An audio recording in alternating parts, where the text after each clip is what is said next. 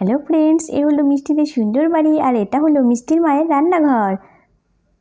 আর এই যে মিষ্টি সবাই মিলে এখানে আরে আরে আজকে কি দুষ্টুমি করা যায় সেই মতলব করছি। দাঁড়া দাঁড়া, এই তোরা পুরো খাটিয়া জুড়ে বসেছিস, আমি কোথায় বসবো রে?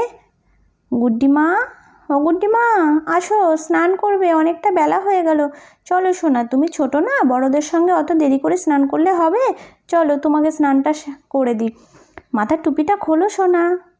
বেলুন নেবেন? বেলুন, সুন্দর সুন্দর বেলুন আছে, বেলুন বেলুন নেবেন? কাকু কাকু, দাঁড়াও দাঁড়াও, আমি মায়ের কাছ থেকে এক্ষুনি পয়সা নিয়ে আসছি। মা মা মা, গ্যাস বেলুন এসেছে, বেলুন কিনে দিতেই হবে দিতেই হবে। শোনা, গ্যাস বেলুন একদম ভালো না, গ্যাস বেলুন কিন্তু আকাশে উড়িয়ে নিয়ে চলে যাবে। দাঁড়া দাঁড়া দাঁড়া, মিষ্টি দিদি আমি দেখছি দেখছি। ও কাকু কাকু, দাঁড়াও দাঁড়াও, আমি এখনই দেম্মার কাছ থেকে পয়সা নিয়ে আসছি, একটুখানি দাঁড়াও এখানে, ঠিক আছে? এই গুড্ডি, গ্যাস বেলুনে তুই নিস না, তোকে কিন্তু উড়িয়ে নিয়ে চলে যাবে। গ্যাস বেলুন খুব সাংঘাতিক গুড্ডি, তুই বুঝতে পারছিস না তো, একদম ফুস করে উড়ে চলে যাবি। আরে ও বৌদি, মাত্র 3টে বেলুন আছে, নিয়ে নিন না। তো বেশ বেশ, যা তোরা নিয়ে নে তো বেলুনগুলো। এই দাঁড়া দাঁড়া, আমার হাতে ধরি। হ্যাঁ, তোরা তো ছোট অনেকটা, আমি ধরছি, দাঁড়া। না না, আমাকে দিতেই হবে, আমাকে দিতেই হবে, তোরা খুব মজা। আমি এসে জেম্মাকে বলে রাজি করালাম, এখন আমাকেই বলছিস বেলুন দিবি না। আমি চুপটি করে ধরে বসে থাকবো, আমাকে দিতেই হবে দিতেই হবে, নাহলে আমি খুব কাঁদবো। এই যে দাদা, টাকাটা নিন। এই গুড্ডিকে কিন্তু তোরা একদম বেলুন দিবি না, তাহলে কিন্তু সাংঘাতিক বিপদ হবে। গুড্ডির হাতে বেলুন দিবি না।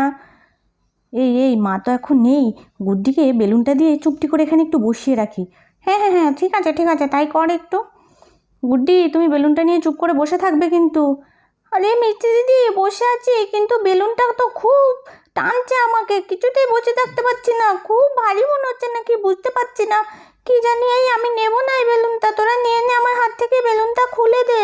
মিষ্টি দিদি, আমার ভালো লাগছে না, মনে হচ্ছে ওপর দিকে আমাকে টানছে। এই মিষ্টি দিদি, তাড়াতাড়ি দেখ, এই বাচ্চা বাচ্চা, আমাকে উড়িয়ে নিয়ে চলে গেল তো। এই তোরা কি করছিস, আমাকে বাচ্চা, আমাকে তো উড়িয়ে নিয়ে চলে যাচ্ছে।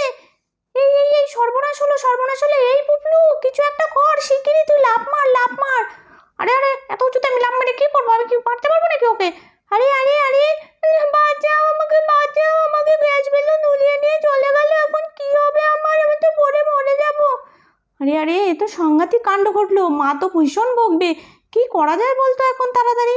আরে দাঁড়া, গুড্ডি ভয় পাস না, দাঁড়া, কিছু একটা ব্যবস্থা করছি আমরা।